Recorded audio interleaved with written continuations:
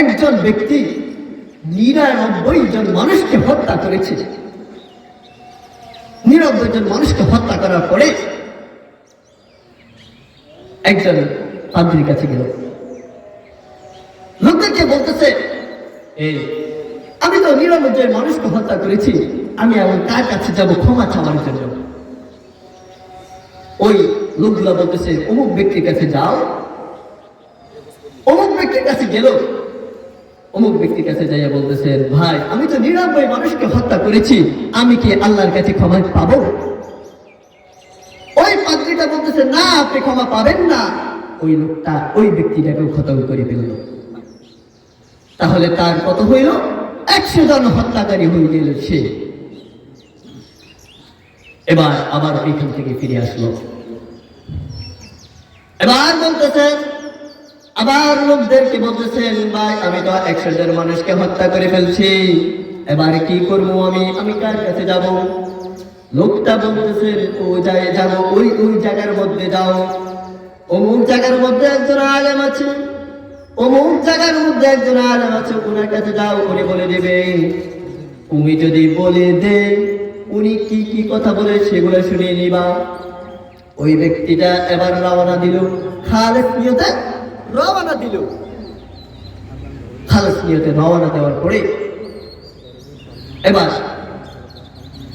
কিছুক্ষণ যাওয়ার পরে আজরাইল আসিয়া তার জানটা কবজ করে নিল। আকাশ থেকে ২টা ফেরেশতা চলে আসলো।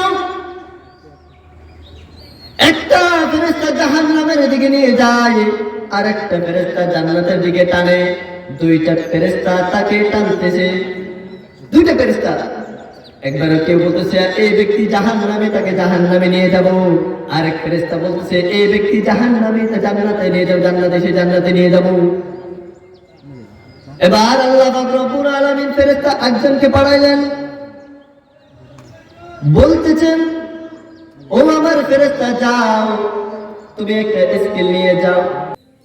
তো মুসলমান বাবা বাহিনী আমার বলতে যাচ্ছিলাম, আমার যদি খাঁটি নিয়ত থাকে, ওই ব্যক্তিটা কি করলো? ওই ব্যক্তিটা এবারে খালেস নিয়ত ছিল, জাহান্নামী থেকে একজন ফেরেশতা আসলো, জান্নাত থেকে একজন ফেরেশতা আসলো, আল্লাহ আরেকজন ফেরেশতাকে পাঠাই দিল, যাও বান্দা, ওই যাও ফেরেশতা, স্কেল নিয়ে মাপি দেখো আমার বান্দাদের তওবা করার জন্য ওই আলোর কাছে গেছে, যেতেছে কতটুকু জায়গা হলো, জায়গাটা কতটুকু হলো, তওবা করতে গেছে যে কতটুকু হলো, সে যে কতটুকু আসলো। যদি তার জায়গাটা সংকীর্ণ না হয়, তাকে সংকীর্ণ করে দাও, স্কেল দিয়ে মাপি দেখে দে। ওই ব্যক্তিটা তাড়াতাড়ি চলে আসলো, ওই যে এখানে তওবা করবো ওই জায়গাতে আগে গেছিল, কিন্তু আল্লাহ তাড়াতাড়ি নিয়ে আসলো, জায়গাটাই সংকীর্ণ করে নিল। আর এবারে আল্লাহ পাক রব্বুল আলামিন ওই ব্যক্তিটাকে জান্নাত দিয়ে দিল। কেন দিল জান্নাত? এই ব্যক্তিটার নিয়ত ছিল খালেস, সে ১০০কে হত্যা করার পরও সে খালেস নিয়তে যাচ্ছিলেন তওবা করার জন্য, আল্লাহ তাকে মাফ করে দিলেন। আমি আপনাদেরকে একটা ঘটনা শোনাই। আল্লাহ কাউকে মাফ করবে না এমন না, আল্লাহ সবাইকে মাফ করে, যদি আমি বিনয়ের সাথে যদি বলতে পারি।